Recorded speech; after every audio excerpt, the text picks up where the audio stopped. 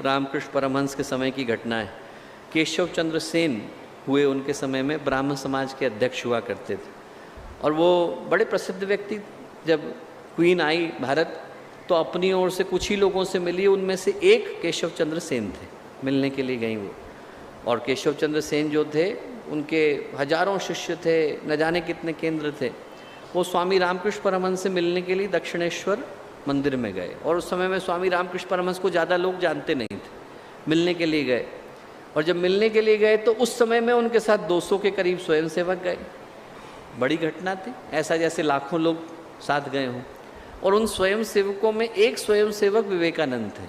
बड़ी कठिन परिस्थितियों में गए। उनके मन में ऐसा नहीं था कि उस समय में कोई बड़ी आध्यात्मिक जिज्ञासा थी या किसी गहन आध्यात्मिक भाव को लेकर के गए, ऐसा नहीं। सामान्य सी सांसारिक इच्छा को लेकर के विवेकानंद गए थे। क्या इच्छा थी? बड़ी कठिन परिस्थितियां थी। पिता का देहावसान हो गया था, माँ बीमार चल रही थी, बहन ने आत्महत्या कर ली थी, भाई घर छोड़ करके भाग गए थे। बहुत कम लोगों को पता है कि जो स्वामी विवेकानंद के छोटे भाई थे वो भारत छोड़ करके भाग गए थे, और 3.25 साल के बाद कहाँ मिले थे? लंदन में। उसके बाद जिस दिन लंदन में मिले वहाँ 2 हफ्ते रहे, पैदल लंदन गए यहाँ से, और फिर वहाँ से पैदल चल दिए, फिर वहाँ से चल के आए। 7.5 साल तो स्वामी विवेकानंद के भाई घूमते ही रहे पैदल। तो ऐसी कठिन परिस्थिति थी। अकेले स्वामी विवेकानंद थे जिनके ऊपर जिम्मेवारी थी कि वो पैसा कमाए, कहाँ से लेकर के आए। उनको 13 जगह से नौकरी से निकाल दिया गया था। तो इतनी कठिन परिस्थिति में स्वामी विवेकानंद गए, इस भाव के साथ गए कि हमारे गुरु से मिलने के लिए इतने बड़े आदमी आ रहे हैं, थोड़ा सिफारिश कर देंगे तो जॉब लग जाएगी। अब वहाँ पर क्या हुआ कि केशव चंद्र सेन को तो रामकृष्ण परमहंस ने ऊपर बिठाया कुर्सी पर, जमीन पे जाकर विवेकानंद के साथ बैठ गए।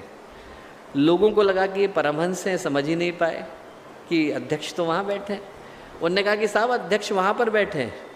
तो स्वामी रामकृष्ण परमहंस बोले, उधर दीपक जल रहा है, यहाँ पर सूरज उगने वाला है, मैं सूरज के पास जाकर के बैठा। फिर बोले केशव चंद्र सेन से कि केशव, जो तू कर रहा है वो करने के लिए भगवान का आदेश हुआ है? उन्होंने कहा नहीं हुआ। बोले बेटा फिर चलेगा नहीं। बोले पर ये वाला चलेगा। और ये वाला चलेगा का मतलब कि विवेकानंद को दुनिया जानेगी। और उस समय विवेकानंद को कौन जानता था? उस कक्ष के अंदर बैठे लोग भी नहीं जानते थे, और केशव चंद्र सेन को पूरी दुनिया जानती थी। आज की तारीख में केशव चंद्र सेन का नाम बताने के लिए मेहनत करनी पड़ती है, और विवेकानंद के नाम को पूरी दुनिया जानती है। चलता वो है जिसके ऊपर भगवान का हाथ होता है। और इस कहानी को सुनाने के पीछे का कारण, जब गुरुदेव ने सन 38 में 39 में अखंड ज्योति को लिखना